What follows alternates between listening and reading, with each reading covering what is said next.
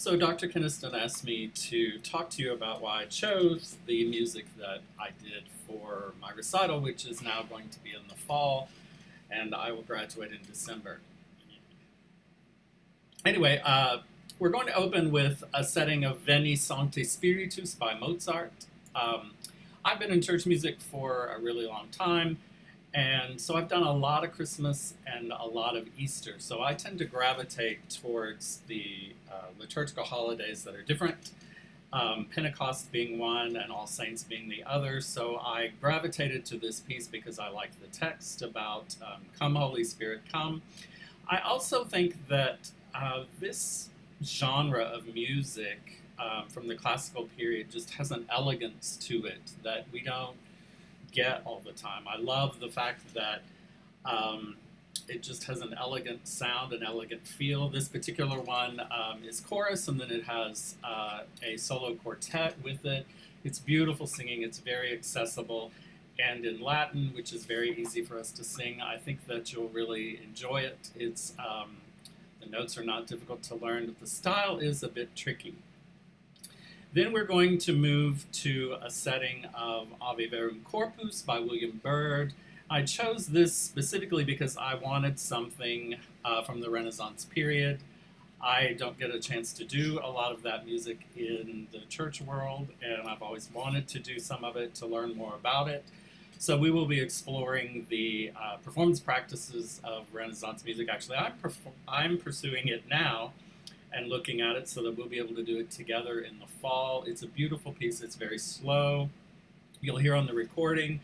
Um, it has an intimacy about it that I think is really beautiful. I kind of see this old English cathedral with us singing around it. I think that you will love singing it.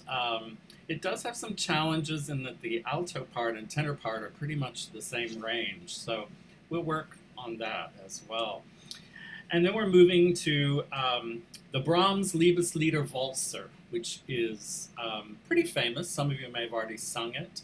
It was originally written for a quartet with one piano, two players, so four hands accompaniment. The accompaniments are very fun. They're very Brahmsian.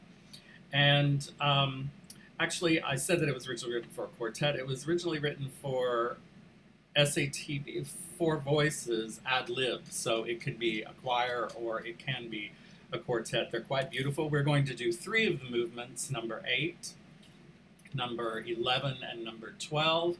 And we'll talk about the particular texts of those. I will tell you about number 8, just a little side note when I was doing some research on it. If you've seen The Sound of Music, which if you haven't seen The Sound of Music, you need to go see The Sound of Music. Not the show, but the movie. It's easy to get. It does take a while, but it's really good.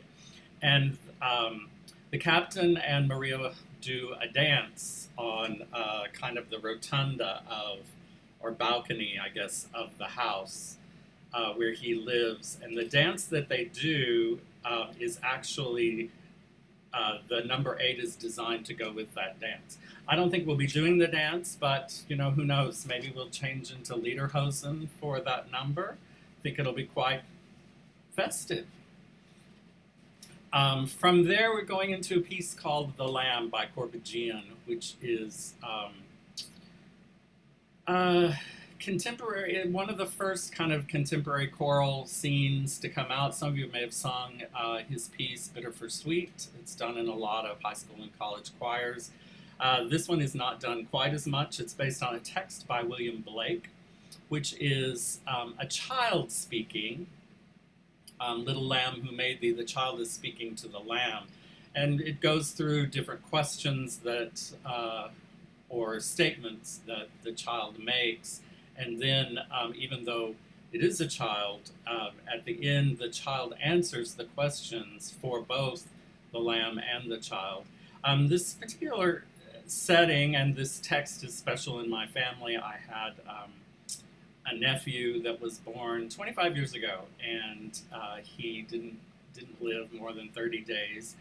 And when he was when my sister was pregnant, we had all kinds of lamb themes. She was really into lambs at that time and did a whole lamb theme.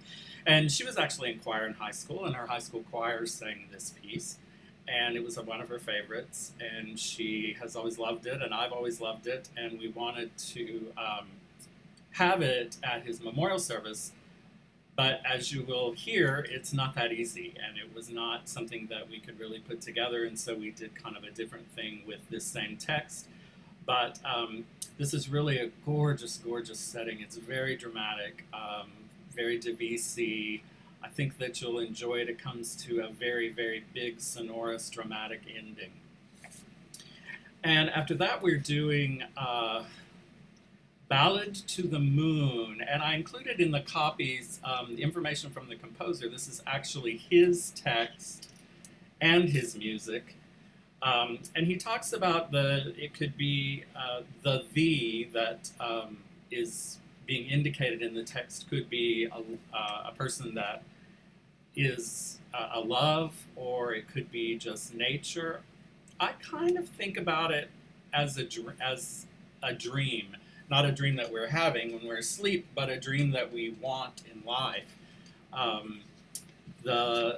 Several of the lines, "O moonlit night, I wander free, my mind to roam on thoughts of thee." I think of the thee as the dream, as we look through our lives towards dreams that we have. It has some really gorgeous, gorgeous, gorgeous lines. There's even kind of a walking theme that's going on in the piano accompaniment that you'll hear. It's kind of an offbeat that's happening in the left hand most of the time, every time the piano plays by itself in between. And it has a big building section.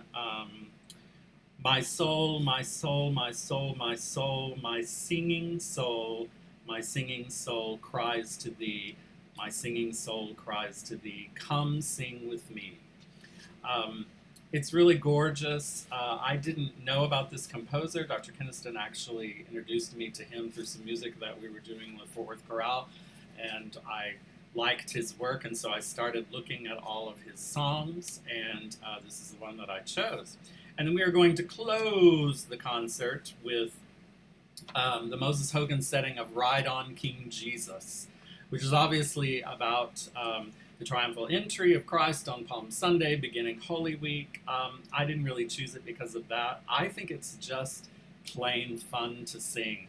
I've sung several settings of this tune. It's an exciting tune. It's upbeat. It's fast. It has a solo with it, with hopefully a little bit of soul sounding, and it's just going to be fun to sing. It has a big, fantastic ending, and I think that we will enjoy singing it. It isn't very difficult. But the style, of course, is something that we'll have to spend time on.